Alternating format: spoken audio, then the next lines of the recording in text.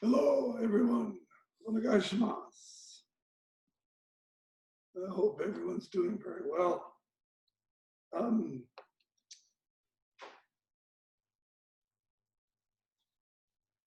One of the traditions in Shinshinjutsu Aikido is when you have reached 50 years of training with Toi Sensei, he would present you with a ceramic plate.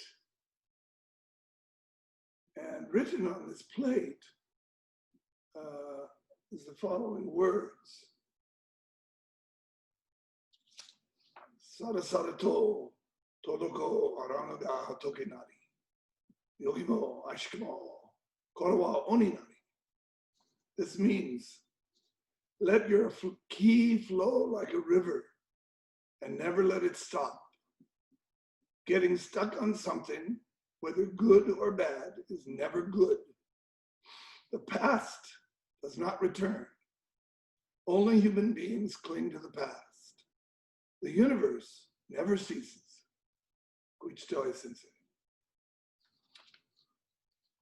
So, of course, the inference here is when we stop, we pull our awareness away from the moment that is flowing onward and worry about something that either happened in the past or might happen in the future, or revel in some good deed we did, or one we're imagining ourselves doing. Any kind of taking away causes us to miss what is flowing, or does it? So in Zen, there's a famous koan, and it goes like this. When a tree falls in the forest and there's no one there to hear it, does it make a sound? If you say yes, you're saying yes because only by inference, because you've heard a tree fall in the past. So by inference, by logic, you figure, it must be. But how do you know? And by the same token, if you say no, there is no sound, how do you know? You cannot answer a question like that. So, and in this very same way, when we collapse our attention down on something, that becomes our whole universe. It's not that the universe stops ever. The universe continues flowing no matter what. But when we freeze ourselves in something we're clinging to, all we're doing is just incredibly limiting our experience of life. And we're not shutting it down. There is an experience going on there. When we remember something from the past, that's an experience. Even when we imagine what will happen tomorrow at this meeting I have with this person, that also is an experience. It's happening, it's flowing, there's something happening. So then the question is, if I'm thinking about something from the past, or if I'm stuck on something in the future, do I miss something? And if you think so, how do you know that? Because you weren't there to experience it. It's just like that tree in the forest, folks. So I think when we really, my experience is when we really sit in the middle of all of this, we soon learn that there's no room for any assumptions of any kind. Even ones that we think are the teaching. So I read today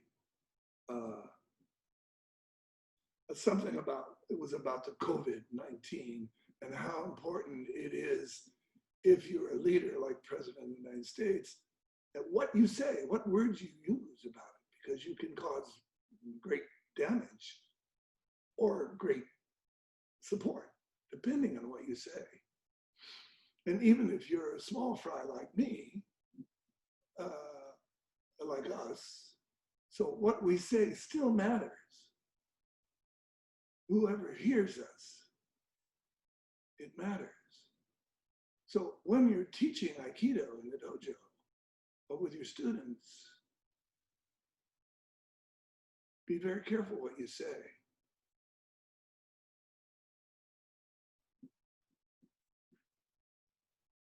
Be careful about making assumptions. And as usual, I'm just suggesting, not that you should believe me, but I'm just suggesting, please notice for yourself. Please check it out. Please notice what it is that you depend on as such and such, or such and so, as the truth, as a fact. When you present it to others, even if they're not your students, might be surprised. All right, so let's do some key breathing.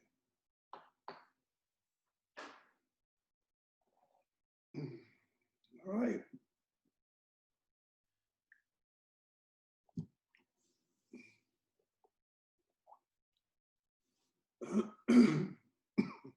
Maybe the easiest way to understand stuck mind or stopped mind or stopped key, as he's saying, when we don't let our key flow like a river. Like for instance, if we're in Kokudosa, someone is holding your wrists and preventing you, opposing you. If you feel that opposition, you will try to oppose the other person. Opposition is always responded to with opposition. Right? So he's stuck, so you're stuck, and then he gets doubly stuck, and then you get doubly stuck, and more and more and more, nothing can happen. But if when he holds you, you let your mind fill the dojo, then he doesn't feel your opposition here because your intention is everywhere. Of course, there's going to be movement, but you feel everything moving. So then you don't feel opposition, he doesn't feel opposition, and together you move easily. So this is, we practice again and again in the dojo to help us to change our mind so that when we're in our daily life or when we're not in the dojo and we're in discussion with a friend about something, well, right now there's all the political activity is happening. So everybody has a very stuck mind. Everybody's clinging to their own idea. And always that makes the other side seem like opposition. So then this is a very good time to notice your own clinging to your own ideas about how it must be. So instead of seeing the thing you don't like over there, which is having that's because it doesn't agree with what you're clinging to. Maybe you only see what they're proposing, which is nice, and you can agree with, and then you can support that person. And then you can be together in some way. And I'm always saying that it's really important that it's not really important to win. What's really important is to make friends, is to learn to be together with the other person, to learn to connect. Maybe you think this is not very practical because in a political situation, someone has to win. Someone has to win. Well, it's true because of the voting situation. Someone will win for now. But you do notice, I think it goes back and forth constantly, all the time, right? So we look at the bigger picture instead of the small, clinging to the small picture. We have extend key. We look at not just in space, but in time. There is a big thing happening here, and it's happening over a long period of time. It's called evolution. So we want to be moving in this evolution smoothly and freely, and not trying to grab it here and there, direct it and manipulate it and stop it and let it go over here when it agrees with me. That's a very, very agonizing way to live. This translation I read to you, he ends by saying, only human beings cling to the past. The universe never ceases.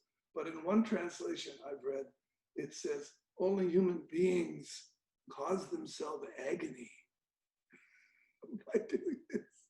If you think about it, that's all of our agony comes from our clinging to our own way, our own idea of how it must be. Okay, so please say something about this to us. Olaf Schubert.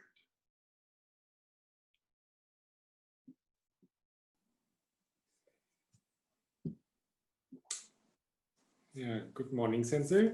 Good morning. Morning is fine. Yeah.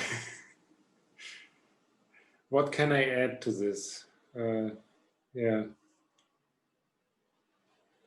Maybe, as you know, we just came back from our summer camp. And it was a very interesting experience again. This time, for a number of years, Dobi Vogel Sensei was teaching the summer camp, but due to the situation, he couldn't come, so I had to teach again. So, as you know, having all those students around for a seminar, there's no, or there should be no slack in the attention of the teacher. And here it is 8 days of that full time, since we stay in the whole, in the same hotel also. So from morning to night, you have to be and of course, there are some students who would immediately call you on it if you are not. So maybe you can expand on this a little bit, how this connects to the topic you are talking about today, being in the moment and not clinging to the past. And yeah, well, okay, so thank you. That's a good question, comment. You know, usually when I'm teaching this in the dojo, it's around this word slack you mentioned. When we make ourselves a separate, when we cling to something, we're making ourselves separate. And it creates a space between us. And that is actually even a physical space, or if you're holding somebody by the wrist and you're preoccupied with what you want to do, then there's this movement between you. There's some slack there. So you have to make up that slack before you make contact with them.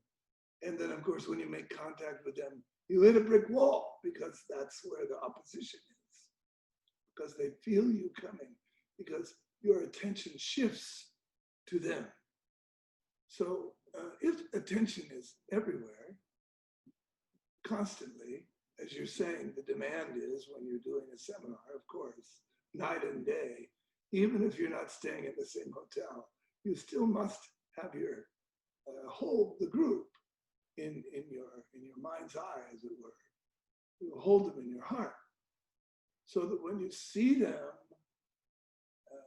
it's already prior. It's a prior condition. It's not you see them and go, oh, now I extend ki, right? So in the same way, when your partner grabs you, it's too late to say, oh, now I extend ki, because if you are not paying attention, if you're not in Osaimu, then there's this slack, there's this separation. It's actually obviously perceivable in your hands.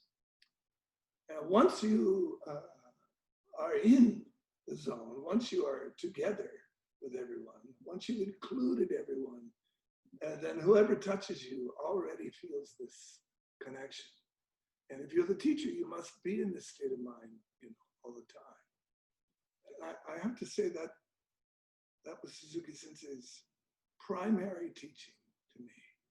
He repeated that more often than anything, whether it was Sokushin no Gyo, or cutting boken, or swinging the jo, or kyatsu, or any kind of technique, or Oneness Rhythm Taiso. He taught it was, it's just a simplified version of being connected, being one with the universe, we say, or loving all creation. I think this is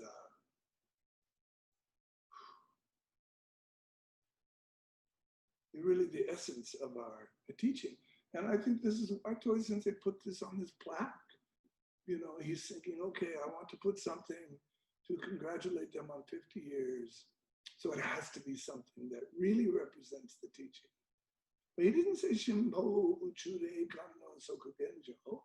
He said, Sara Sarato, and so forth. Very beautiful, very beautiful. So I think we have enough time for today. I did send an announcement, but I want to mention, of course, Friday night, we'll have the five principles of teaching children. And that would be fun, and we'll have a breakout session for that. And then Sunday, we'll have our regular meditation class at 7, and then at 9 o'clock, well, my time, 2100 your time, we will have a special class with the Spanish. And everyone is welcome, so don't feel like just because it's for the Spanish, you don't need to come. Gandia Sensei, the chief instructor of Valencia, said, please invite everyone to come. He wants everybody to take part. So it's more like a seminar. Okay, so I just wanted to pass that on to you. Thank you very much for tonight. I enjoyed sitting. Domo arigatou gozaimashita. See you soon.